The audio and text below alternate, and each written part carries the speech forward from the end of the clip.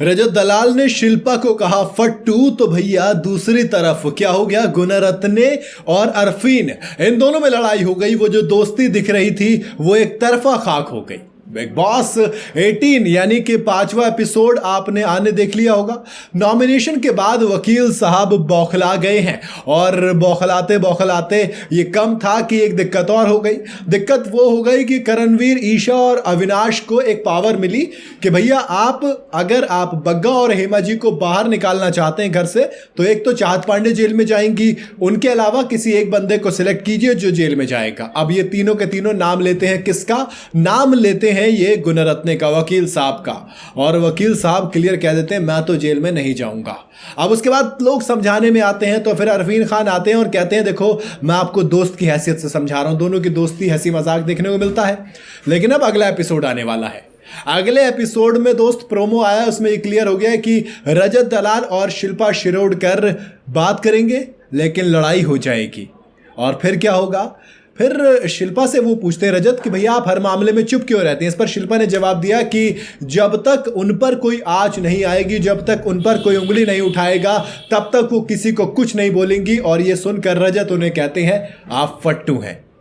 ये बात बुरी लग जाती है दोस्त। हाँ, अच्छा, दूसरी तरफ उधर वकील साहब यानी कि गुणरत्ने और अरफीन, ये दोनों ऐसे दोस्त होते हैं कि दोनों की दुश्मनी बन जाती है और वो डेमोक्रेसी, राइट, प्रोटेस्ट, ये सब लेकर भैया दोनों एक दूसरे के ऊपर हावी हो जाते हैं। लाइफ कोच है अरफीन खान, वो एतराज जताते हैं कि भैया डेमोक्रेसी नहीं है, ये गेम है। तो पीछे से गुणरत्ने कहते हैं भैया गेम वेम का पता नहीं, लेकिन डेमोक्रेसी हर जगह है, लोकतंत्र है, हमारा अधिकार है। उधर शिल्पा की बात करूं तो शिल्पा काफ़ी हद तक एक सीनियर के तौर पर खेल रही हैं। उन्होंने अपनी जिम्मेदारी किचन में ले ली है और पूरे घर को एक होता है ना थोड़ा सा कैप्टन टाइप वाली मैनेजमेंट, कुछ ऐसा लग रहा है कि कुछ कुछ वो बनने की कोशिश कर रही हैं। तब रजत दलाल, जो कि पता नहीं क्यों ज़बरदस्त जाके पंगा ले रहे थे, वो शिल्पा जी के पास जाते हैं और ना उम्र का लिहाज ना सीनियरिटी का अदब।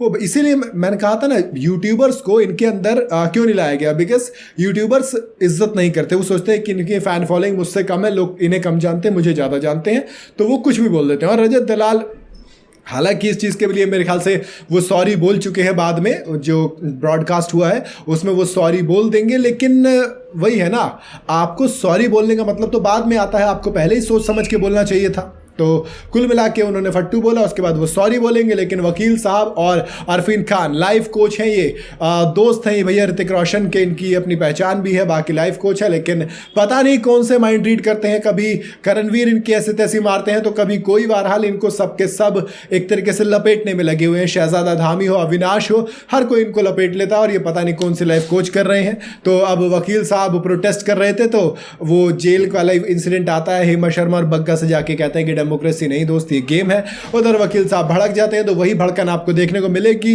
मुझे ऐसा लग रहा है कि जो 5 बंदे नॉमिनेट हैं, जिसमें गुणरत्ने हैं, चाहत पांडे हैं, अविनाश है, करण है, तो ये इनमें से जो सबसे कमजोर, और कोई और नहीं बल्कि मुस्कान बामने हैं, 5 ये हैं। इन 5 में जो सबसे कमजोर है, सबसे ज्यादा चांसेस जिसके निकलने के हैं, वो मेरे ख्याल से गुणरत्ने ही होंगे। बिकॉज वो जो चीज कहते रहते हैं ना, मैं टीवी के लिए नहीं बना, मैं टीवी के लिए नहीं बना, इन सब के स्टारडम है, मेरे पास अपने लोग हैं, तो मुझे लग रहा है वो उनके सामने फीके पड़ेंगे और वोट्स की वजह से वो हार कर बाहर हो जाएंगे। बाकी आपको क्या लगता है, आप अपनी राय मुझे कमेंट में जरूर बताइएगा।